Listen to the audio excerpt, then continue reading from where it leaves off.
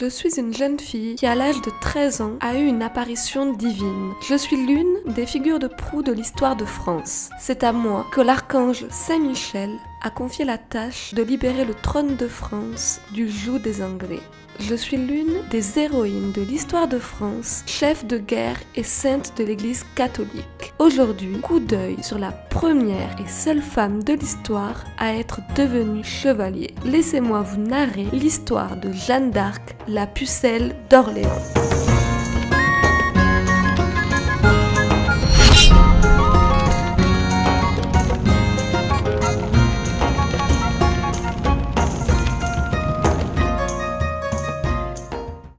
Généalogie.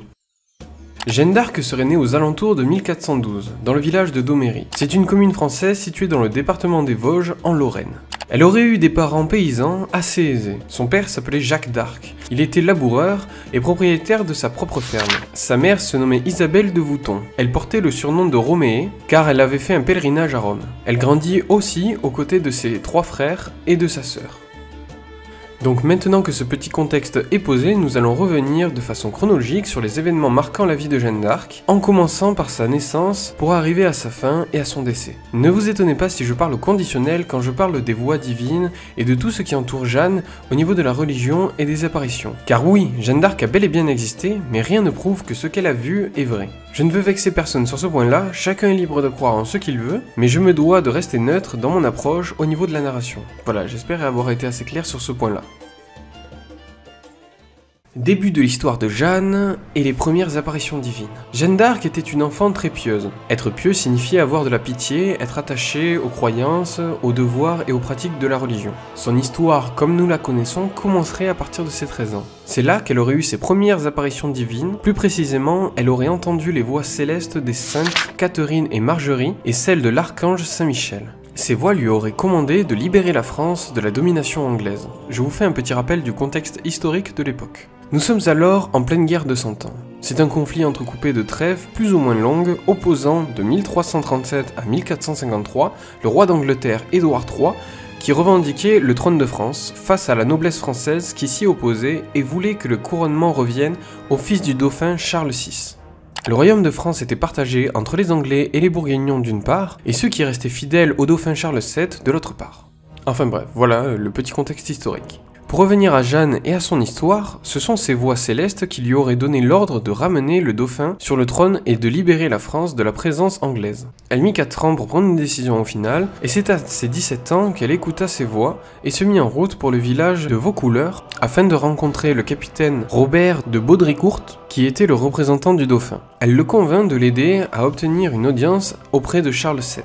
Jeanne se mit en route pour Chignon, accompagnée de Robert et d'une escorte militaire. La légende veut que Jeanne aurait réussi à percevoir le futur roi dans une assemblée, alors qu'il portait des vêtements simples.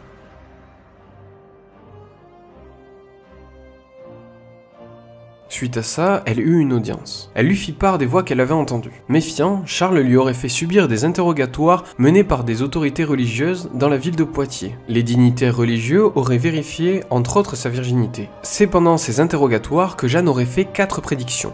Les Anglais lèveront le siège d'Orléans, le roi sera couronné à Reims, Paris rentrera dans le domaine royal de Charles, et enfin, le duc d'Orléans reviendra de sa captivité en Angleterre. Suite à cela, le dauphin accepta de lui confier une armée pour libérer Orléans des mains des Anglais.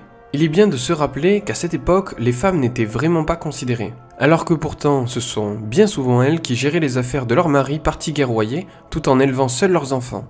C'est donc, je pense, la première fois qu'une femme dirigeait une armée, en tout cas dans l'histoire de France. Jeanne d'Arc et Charles VII. Celle que l'on nommait la pucelle partit pour Orléans. Elle était vêtue d'une armure et d'une épée. Jeanne envoya une missive aux Anglais pour les prévenir de sa venue et aussi éventuellement de leur demander de quitter la ville d'Orléans. Bien évidemment, les Anglais refusèrent. Ils voyaient en cette jeune femme de la magie noire. Pour eux, elle représentait ce que l'on appelait à l'époque une sorcière. De son côté, Jeanne, qui était poussée par sa foi, fit preuve de courage et redonna confiance à ses soldats qui étaient désespérés à l'idée de combattre. Dans la nuit du 7 au 8 mai 1429, Jeanne et ses troupes remportèrent une victoire contre les Anglais. La nouvelle se répandit rapidement dans toute la France.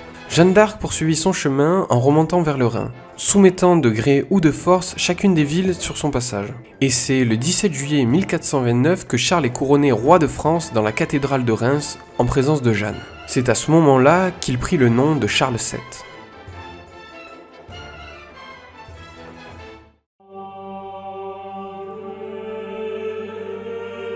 La défaite et le procès de Jeanne d'Arc. Jeanne d'Arc a rempli la moitié de sa mission. C'est-à-dire qu'elle a, comme promis, libéré la ville d'Orléans du joug des Anglais, mais également, grâce à ses actions, fait couronner le roi Charles VII à Reims. Il ne lui restait plus qu'à marcher sur Paris. Je vous fais une petite ellipse, mais globalement, ces tentatives se soldèrent toutes par des échecs. Paris était une ville imprenable. Jeanne d'Arc est faite prisonnière à Compiègne, qui est une commune française située dans le département de l'Oise, le 23 mai 1430 par les Bourguignons. D'ailleurs, ils la vendirent à leurs alliés anglais pour 10 000 livres, ce qui correspond à peu près à 11 000 euros, avec la valeur monétaire de notre époque. Elle est ensuite amenée à Rouen pour être jugée par un tribunal. Au final, Jeanne d'Arc est jugée pour hérésie et sorcellerie, une accusation qui couvre en réalité des motivations politiques. Les Anglais cherchaient à la discréditer, car son charisme redonnait trop d'espoir au peuple français. Jeanne la Pucelle comparée à Rouen devant un tribunal composé de 40 membres et présidé par Pierre Cochon, l'évêque de Beauvais et partisan des Anglais.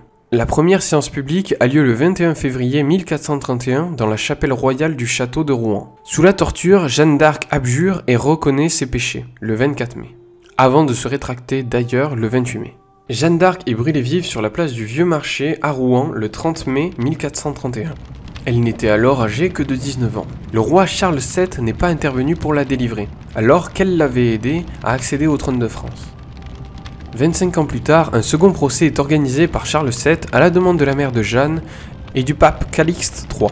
Ce qui va en découdre, c'est le cassement du jugement précédent et la réhabilitation de Jeanne d'Arc. Elle est ensuite canonisée en 1920 par Benoît XV. Sainte Jeanne d'Arc, portée par sa foi, n'a pas hésité à briser les conventions de son époque et à se battre contre les armées anglaises pour mener à bien sa mission. Son histoire est parfois enjolivée, mais elle occupe une place à part dans l'histoire de France. Sa destinée tragique et la part de mystère qui plane autour de sa vie ont inspiré de nombreux écrivains, de cinéastes et de musiciens. Jeanne a eu également plusieurs arcs narratifs dans de gros jeux comme Age of Empires. Aujourd'hui on fête Jeanne d'Arc à l'échelle nationale le deuxième dimanche du mois de mai, ce qui est également la fête du patrimoine. Voilà qui conclut cette vidéo. Je m'efforce de rester le plus neutre possible dans mes explications, mais je ne peux pas omettre dans mon discours les écrits des paroles divines entourant cette histoire. En tout cas, c'est la deuxième histoire consacrée à un personnage qui a réellement existé et qui a marqué notre histoire dans le monde. Bon, là, plus à l'échelle nationale qu'à l'échelle mondiale, mais voilà. J'espère que la vidéo vous aura plu. Si c'est le cas, mettez-le moi en commentaire. Je fais tout pour m'améliorer et garder un rythme assez serré d'une vidéo toutes les 2 semaines. Avec une vie de famille et un travail qui te prend beaucoup de place, c'est un peu compliqué, mais on fait au mieux. Et puis je viens d'ouvrir un Tipeee, je fais un peu comme toutes les grosses chaînes, je m'investis énormément dans les vidéos, ça demande du travail, de la recherche et de l'investissement en temps. J'essaye de faire un montage de plus en plus quali, malgré certaines fautes peut-être de mauvais goût, mais j'essaye de faire au mieux. Et j'estime que si jamais tu as envie de m'aider financièrement, je te donne cette opportunité. Voilà, tout est dans la description, rien n'est obligatoire. Si ça vous fait plaisir, moi ça me fait plaisir et ça me motivera encore plus. Et donc t'as le Tipeee en description et moi je te laisse pour une prochaine vidéo. A plus tout le monde.